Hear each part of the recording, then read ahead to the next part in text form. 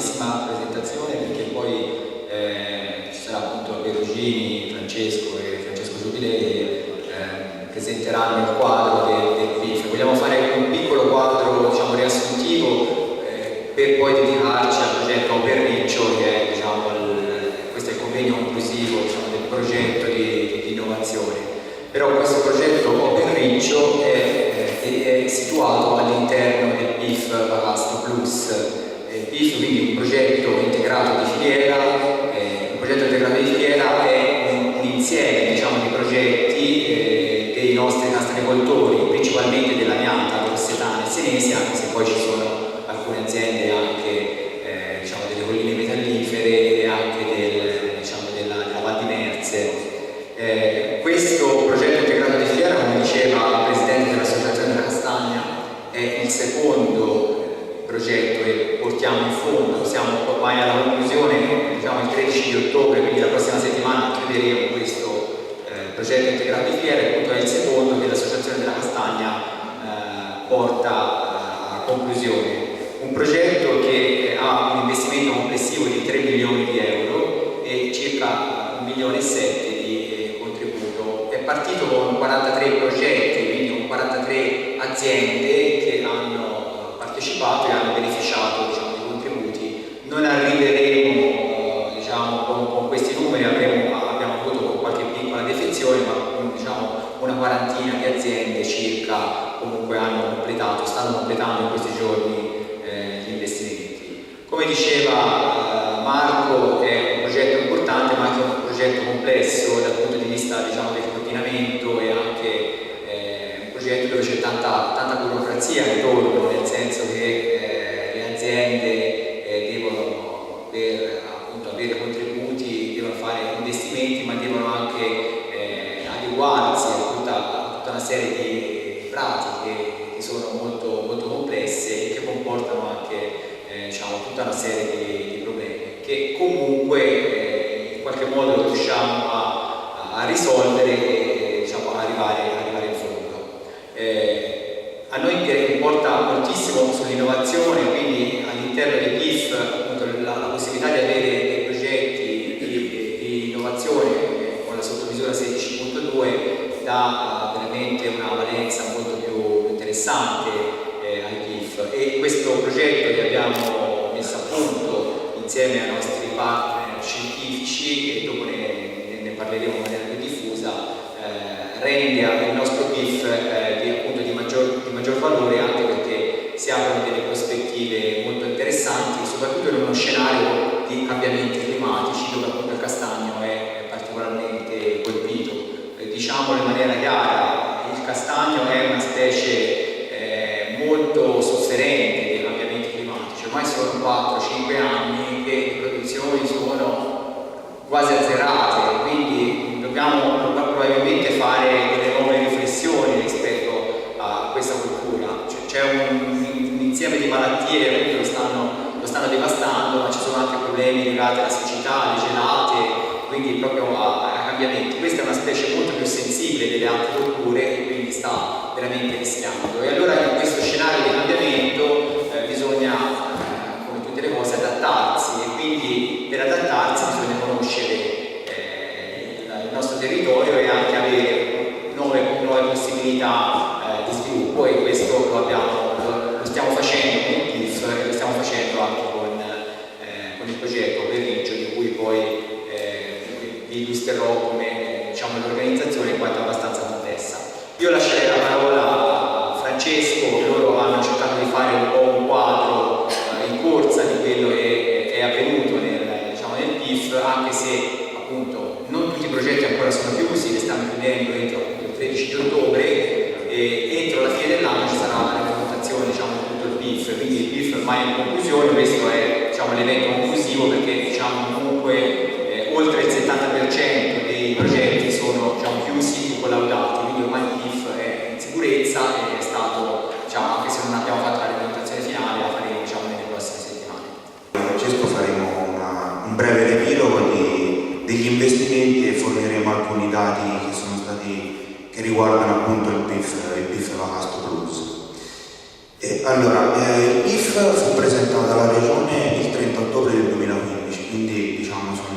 quasi 3 anni che appunto c'è in ballo questo progetto. Come diceva Giovanni, i partecipanti iniziali erano intorno ai 42-43 partecipanti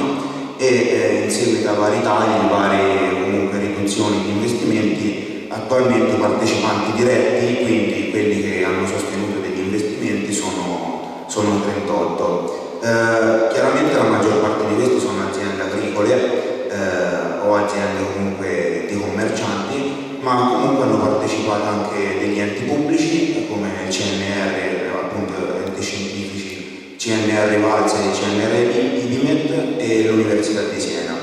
A questi 38 partecipanti comunque c'è anche l'appoggio di 13 partecipanti indiretti, che sono quei partner che non fanno investimenti ma che comunque appoggiano il progetto, e di questi 13 7 sono comuni e inoltre c'è anche l'Unione dei Comuni del versante grossetano.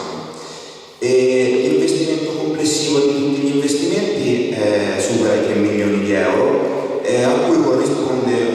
un contributo di 1.700.000 euro. Principalmente gli investimenti, insomma le aziende che hanno aderito al PIF sono dislocate tra le province di Siena e di Grosseto e complessivamente sono interessati territori di 11 comuni. E appunto, essendo la specie il castagno una specie non diffusa sul territorio regionale, gli investimenti hanno comunque riguardato delle aree castagnicole ben definite. Infatti si hanno la maggior parte degli investimenti nella zona del Montagnana, suddivisa sia sul versante grossetano che senese, nella zona delle colline metallifere, quindi la zona di Montieri, principalmente il comune di Montieri, la zona delle colline del Fiora e infine la montagnola senese, soprattutto nei comuni di Casole e Solicite. Appunto, come dicevo prima, sono stati coinvolti anche altri comuni sia per quanto riguarda la partecipazione al progetto come indiretti, e in più come partecipante indiretto ha aderito anche il Consorzio Forestale e l'Istituto di Scuola Superiore Leopoldo II di Grosseto.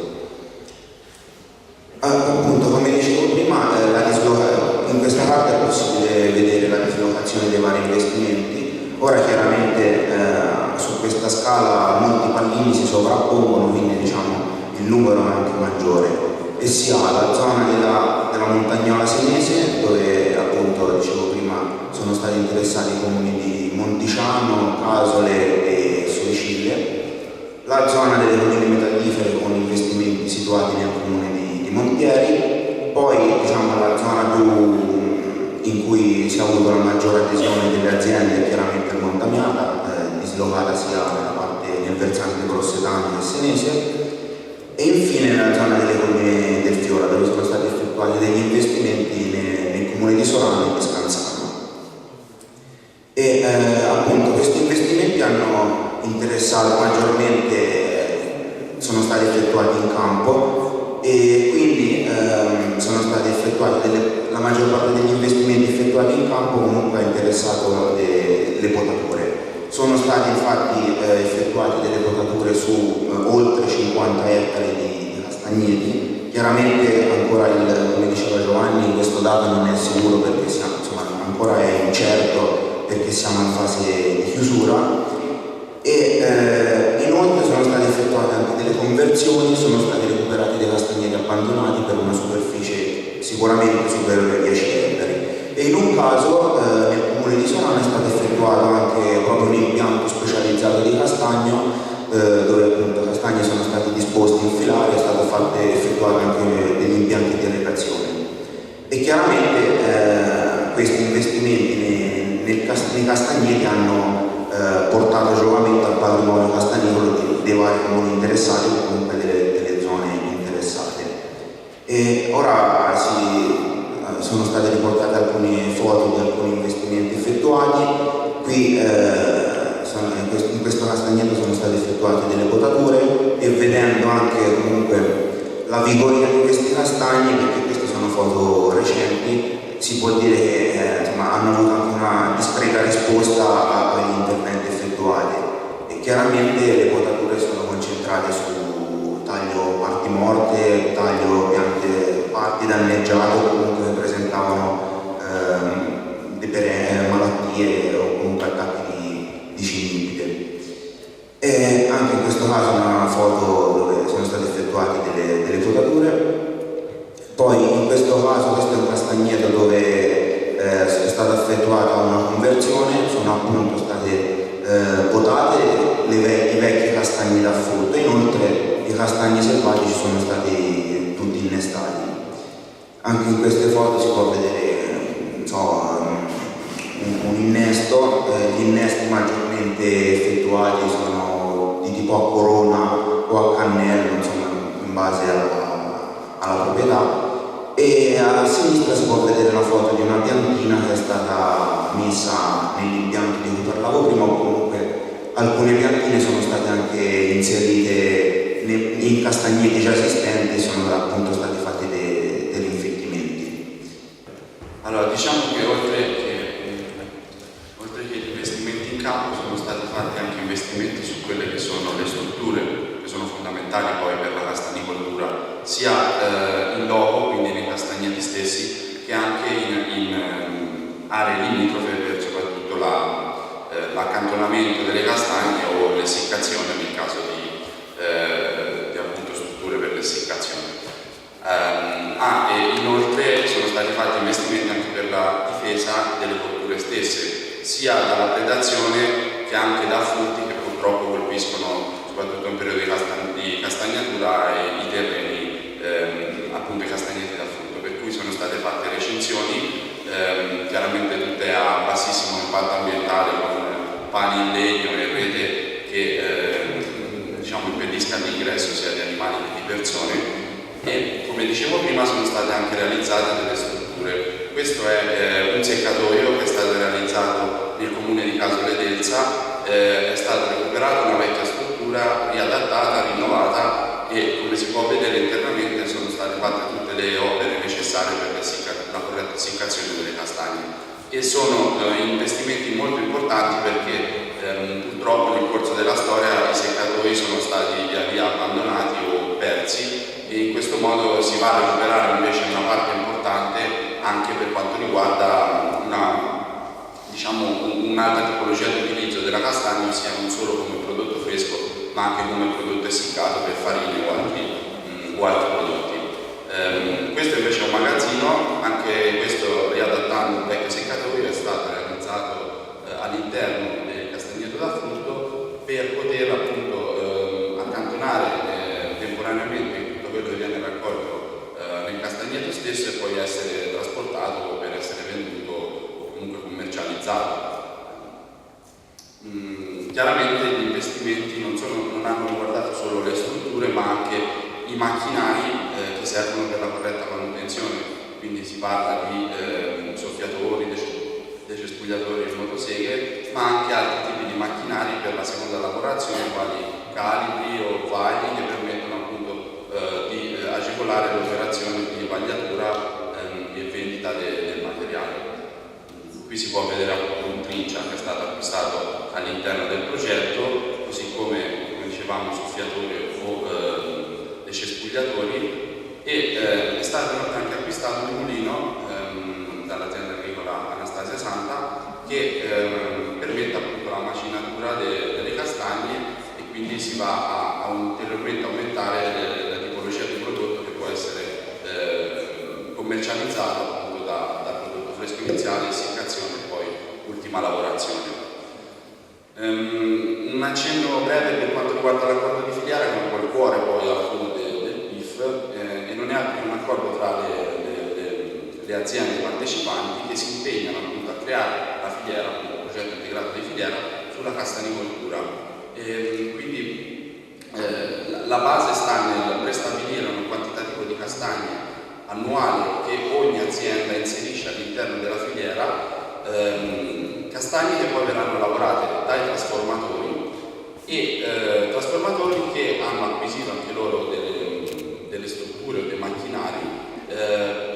che dovranno lavorare almeno il 51% dei prodotti derivanti dalla filiera. Quindi questo crea un indotto relativo appunto al mercato della castanicoltura che parte dal produttore primario al trasformatore fino alla commercializzazione. E questo sarà sicuramente un punto chiave per il futuro, sperando che oltre i 3 anni di validità dell'accordo possa poi continuare questo appunto accordo tra le parti al fine di creare un indotto economico molto strutturato per la caseicoltura. Come si diceva prima, è stata è stata tirata una fila provvisoria per quelli che sono gli investimenti realizzati, perché chiaramente la chiusura sarà la prossima settimana, ma sono già state collaudate alcune domande. Importante ricordare che almeno il 66% degli investimenti dovranno essere realizzati affinché il PIF venga considerato